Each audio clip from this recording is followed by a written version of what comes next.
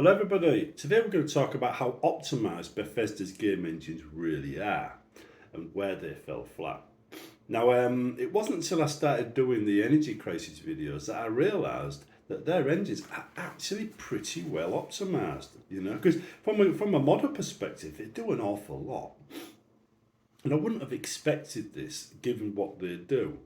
But then you've got other engines like Unity, which run really, really hot but do a lot less. And I'm thinking to myself, compared to Unity, or maybe even Unreal, says it's actually a bloody good engine. Especially when you consider all the things that happens in a Elder Scrolls game, and the heat and the power draw and that lot needed to do it. Yeah, they're coming out winners in my book. Now, if we look at the games, just a few of them, then talk about it afterwards. Right, start with Morrowind. Low power draw, high frame rate, low heat. Three things you want, right? You could play that, it wouldn't be anything like Doom, which was sucking your electric dry. It just optimised. The heat it generates means the fans aren't going crazy, optimised. But more importantly, the heat isn't damaging your hardware.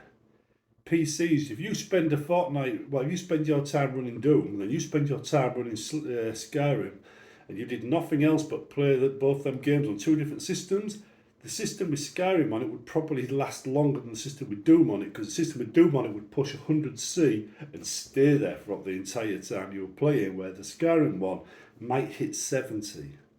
So the damage caused by heat cannot be underestimated. So low heat is very good just for the health of a computer. And now I went to Oblivion. Same thing again, low power draw, high frame rate, low heat. And I thought, hang on, we got a pattern emerging here. Skyrim next, low power draw, 60 frames per second because they've captured that, low heat. And I thought, okay then, let's try Fallout New Vegas. I didn't have Fallout 3 installed. Low power draw, high frame rate, low heat. But they're all like this, every single one of them. Now Skyrim was released in, I think it's 2011. So I tried Fallout 4, which was their last game, right? 2015. High power draw, high frame rate, high heat. It was like playing Doom, right? Frame rate was massively over the top for what it needed. They could have capped it at 60, reduced the power and everything else. So their last game was the one that broke the rules. Every game before it, and this includes the Legendary Edition. This has been updated several times. Well, not Legendary, the Anniversary Edition. It's been updated several times, Skyrim. And it says that still runs silky smooth, dead cool with low power.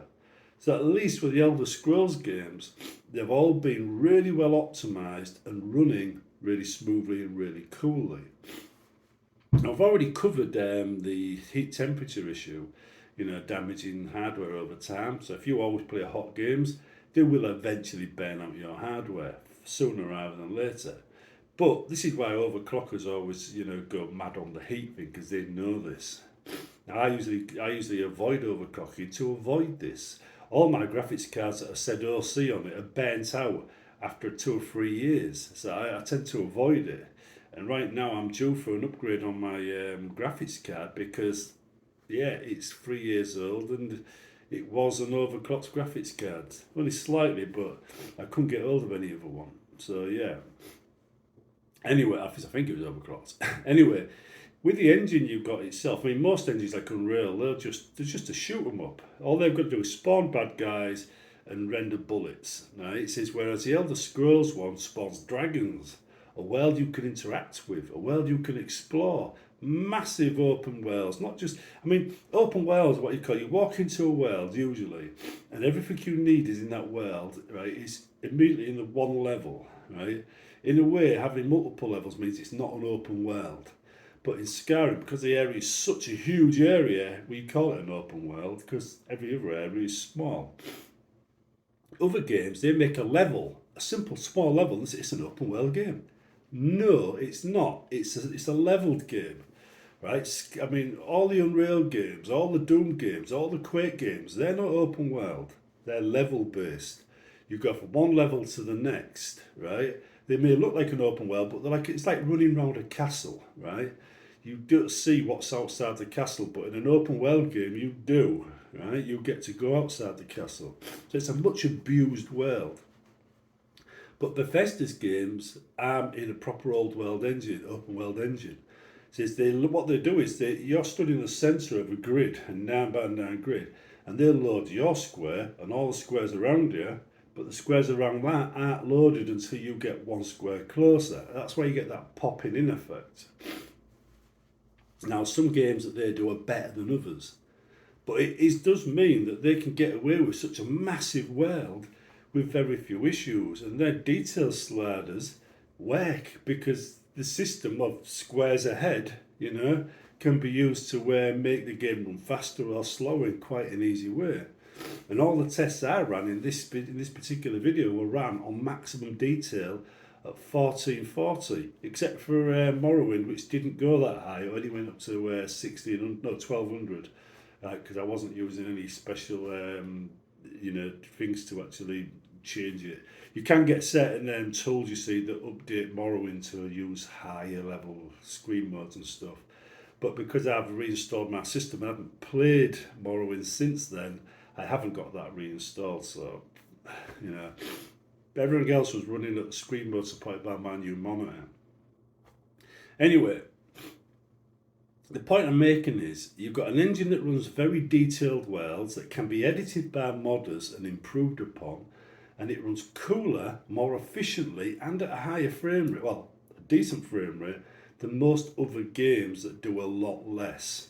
And I would say that means Bethesda's engines are not only highly optimized, but much better, especially for what they're being used for, than say Unreal would be, Unity would be, or any other engine would be.